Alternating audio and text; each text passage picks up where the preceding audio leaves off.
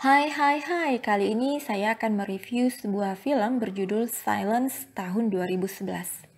Film ini diangkat dari novel karya Kang Ji yang berjudul Dogan yang terbit pada tahun 2009. Berawal pada saat aktor Gong Yoo masih menjalani wajib militernya, ia membaca novel ini dan berpikir bahwa wow, novel ini seharusnya bisa dibuat menjadi sebuah film. Saat Gong Yoo mendapat libur dari militernya, ia mencari penulis novel Kang Jiang dan bertanya apakah novelnya dapat dibuat ke dalam sebuah film. Dari sinilah film ini bermula. Meski film ini dibuat berdasarkan novel Kang Jiang, namun sebenarnya kisah di dalamnya merupakan kejadian yang nyata terjadi di sebuah sekolah anak-anak tunarungu, di mana mereka mendapatkan kekerasan fisik dan seksual yang dilakukan oleh hampir semua guru di sekolah tersebut.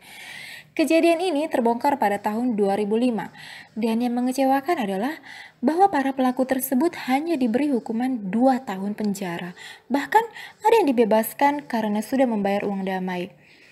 Dengan penonton kurang lebih 4,7 juta penonton atau setara dengan 1/10 dari jumlah populasi warga Korea saat itu. Dan yang menarik perhatiannya adalah Presiden Korea Lee Myung-bak adalah salah satu penontonnya. Film ini menjadi film yang mampu menembus perfilman luar negeri dan tayang di beberapa bioskop Amerika dan Kanada, serta memenangkan banyak ajang penghargaan bergengsi. Untuk aktor dan aktrisnya, mari kita simak. 1. Tentu saja Gong Yoo sendiri sebagai Kang In-ho, guru baru yang mulai mengajar di sekolah.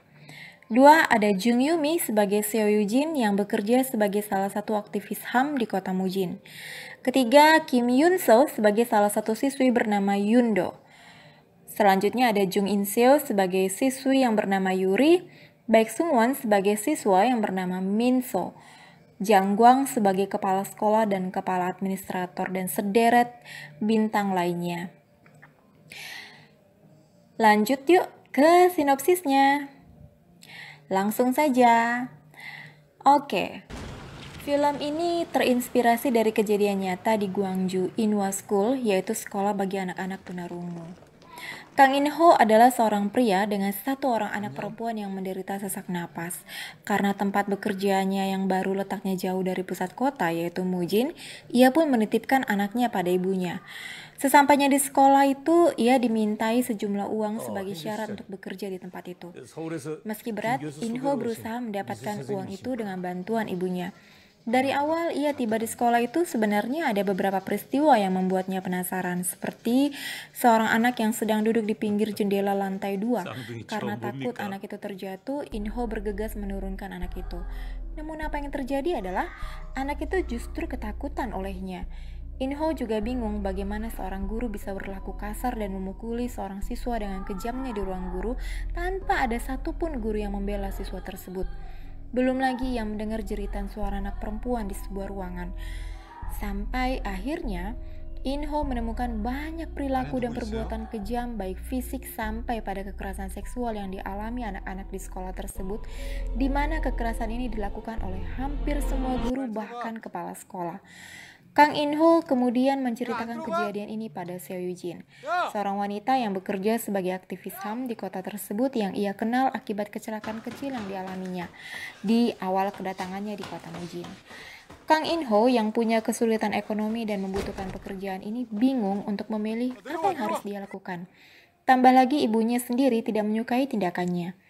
Lalu apa akhirnya yang dilakukan Kang In-ho, dan bagaimana perjuangan Yujin dan In-ho menolong anak-anak ini dari perlakuan keji guru mereka sendiri? Silakan saja ditonton. Yang pasti kamu tidak akan menyesal karena film ini bergaransi amat layak ditonton. Tapi kamu harus bersiap-siap. Kamu akan menjerit melihat bagaimana anak-anak tunarungu ini diperlakukan.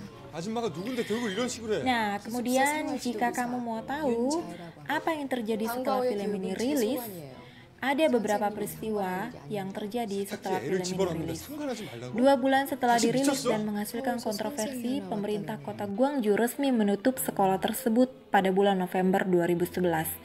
Kemudian Parlemen Korea Selatan mengeluarkan RUU yang disebut Dogani Bill Oktober 2011 yang menghilangkan undang-undang pembatasan kejahatan seks terhadap anak di bawah 13 tahun dan perempuan penyandang cacat dan meningkatkan hukuman maksimal seumur hidup.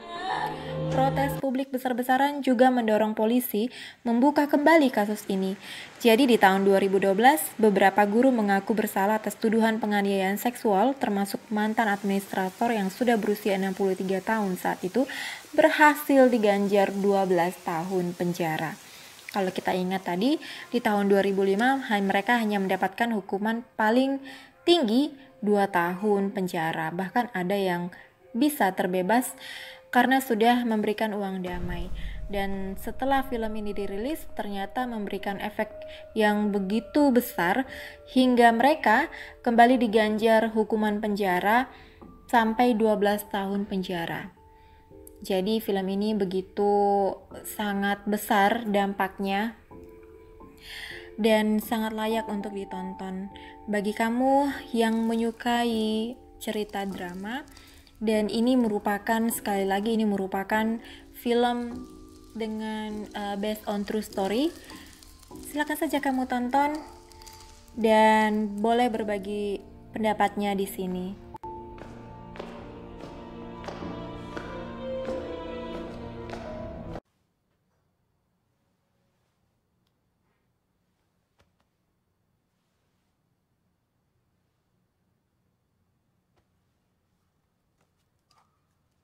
동생이 그런 새벽에 왜 기찻길에 갔죠? 혹시 동생이 죽기 전에 무슨 일이 있었는지 말해줄 수 있어요?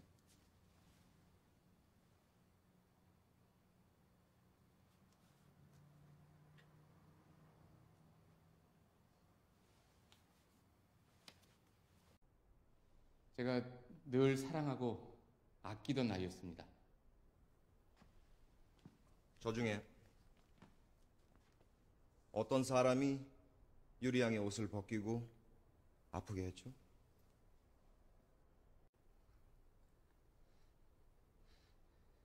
초등학교 3학년 때부터요.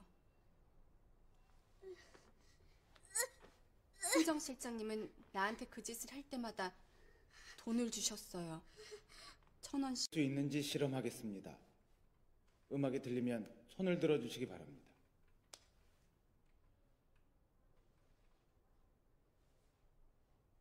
시작하겠습니다.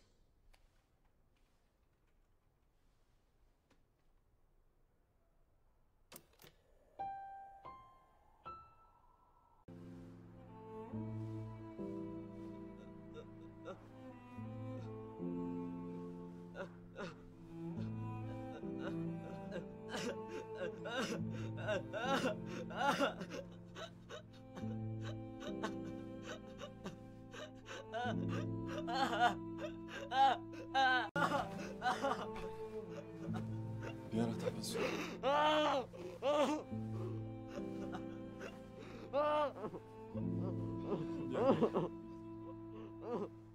미안해.